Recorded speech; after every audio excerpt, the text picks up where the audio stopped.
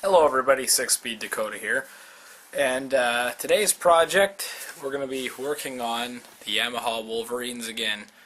We're going to be changing the oil on the 350 Wolverine, two-wheel drive, and both 450s. And today we're going to walk you through each step of how to do so, and of both the 350 and the 450. So, stuff you're going to need an oil filter for each ATV, and you're going to need 2.5 quarts of oil. It says 2,300 cubic centimeters, which is about 2.3 liters, but in my previous experience it takes maybe about 2.7 liters or quarts, depending on what part of the world you're from.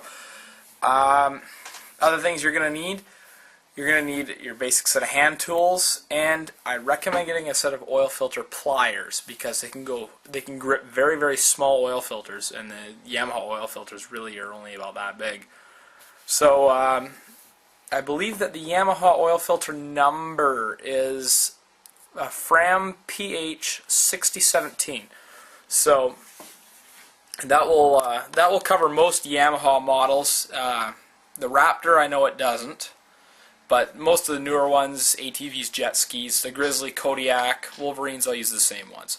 So just make sure you check that before you go start doing that. Also, you're going to need proper powersport oil. So Yamaha sells a stuff called Yamalube. It's pretty good stuff. You know, nothing really wrong with it. It is overpriced. You could use Motul, which is another kind of powersport oil. Once again, it's about the same price as the Yamalube. You can go to your local Walmart or Canadian Tire or wherever and buy just your basic bottle of conventional powersport oil. That works too. I did that for one of them because I didn't really want to spend a whole bunch of money on the expensive stuff, and it works just fine. There's nothing wrong with it. This time what I did is Lordco Auto Parts has their trade show on. So I bought a bunch of Royal Purple oil, and I got it for a really ridiculously cheap price compared to the original. So if you want to go that route, I do recommend the synthetic. It is the best. So that's what I'm going to do with this one. So please stay tuned, watch, and let's get changing oil. Okay, now we're on to the 450s. Now the 450 only differs slightly in the fact that the oil filter is actually right here, right in the way of pretty much everything. There's a stupid gay plastic piece here that hides the oil fill there. It pretty much takes the same amount of oil. And the only other difference is that the oil drain is right,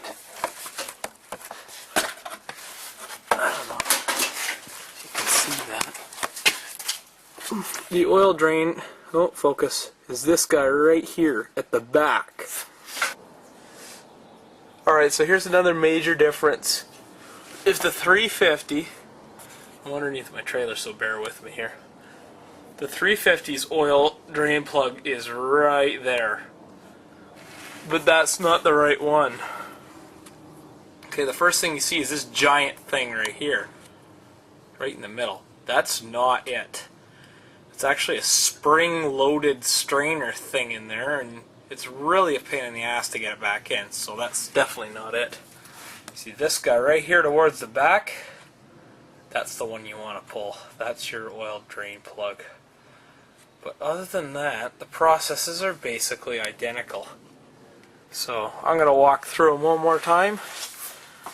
And the reason they're on the trailer, oh, if I can slide out of here. The reason that these ones are on the trailer is because I really don't feel like taking them off right now. That involves hooking them up to my truck, and that's just a bit of a pain. So, got a suitable drain pan. Okay, and our drain plug is right here.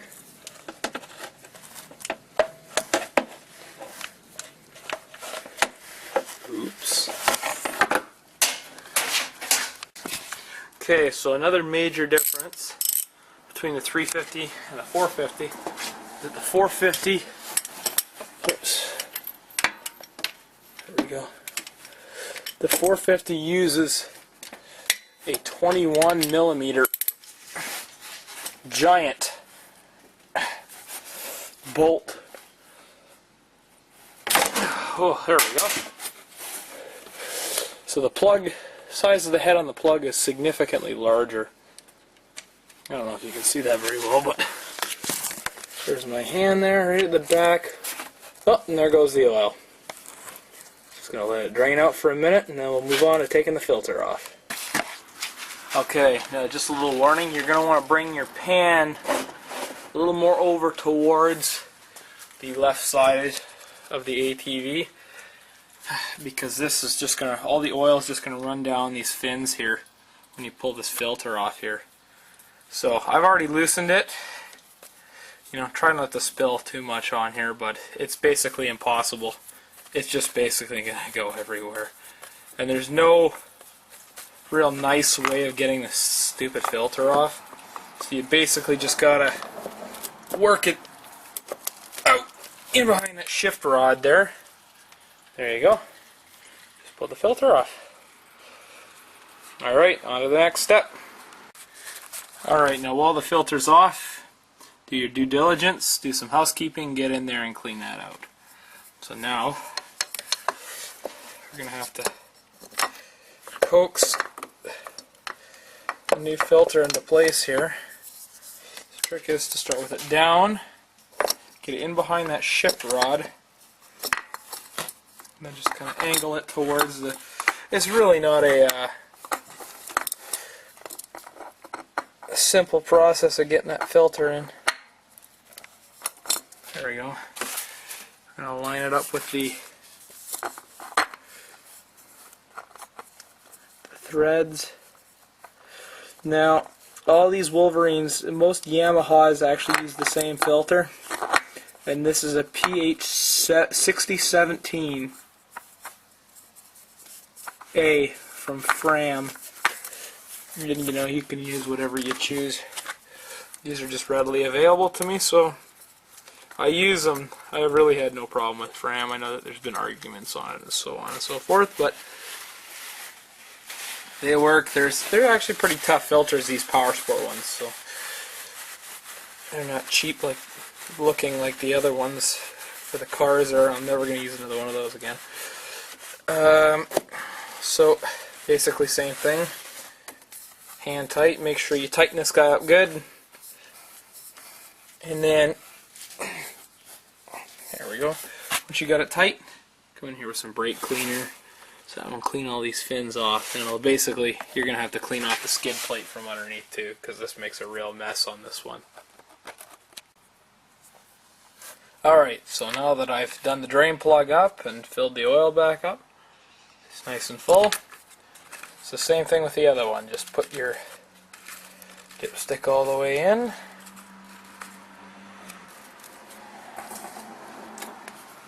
Turn the key on. Start the engine. Make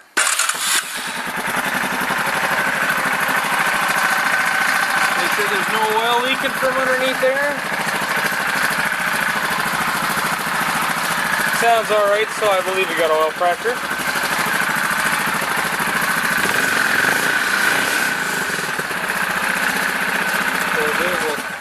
Shut it off, and we'll check the oil again, and we'll add oil if necessary. The process is basically the same. So there you go. You just change your oil on your ATVs. Processes are very same for Grizzlies, Kodiaks, any kind of. The only difference is with the Raptors, I believe, they have a plate that actually screws onto the oil pump housing that a cartridge goes inside there. So unfortunately, I don't have one to demonstrate on, so you're just gonna have to take my word for it, and I guess look in your manual for that. But thanks for watching. Until next time, stay tuned. More to come. All right. If you have any requests for anything else you'd like to see me do on, working on stuff, ATVs, cars, lawnmowers. I've been doing a lot of lawnmowers lately. Just leave a comment. Let me know. All right. Thank you for watching. Take it easy.